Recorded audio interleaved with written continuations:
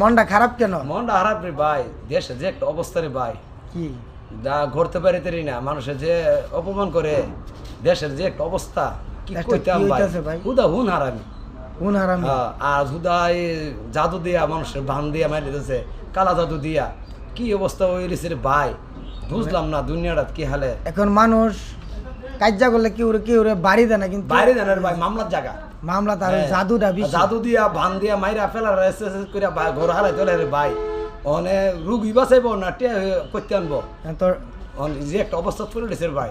এখন তো মনে বললেন দেখি তো হসপিটাল অনেক রুগী দেখা যায়, পাও কাটা, হাত কাটা, নাক কাটা, চোখ কাটা, হুদা প্যারালাইসিস কি লাগা কালা জাদু দা কামটা করতেছে, জাদু দ্বারা মানুষের ধ্বংস করে দিতেছে ভাই।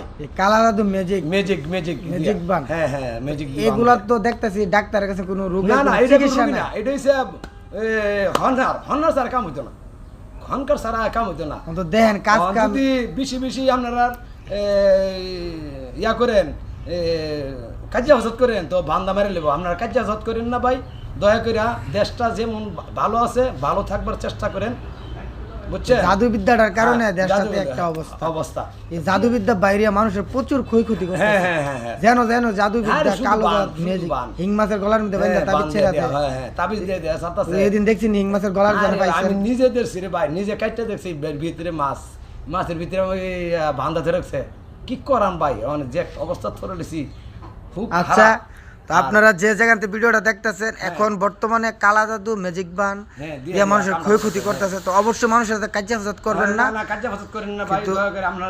মানুষের ক্ষয়ক্ষতি মনে বললেন 500 টাকাই ওইলে করা যায়, কিন্তু বালা করাইতে লাখ টাকা লাগে, লাখ টাকা হয় না, লাখ টাকা হয় না, বুঝছেন?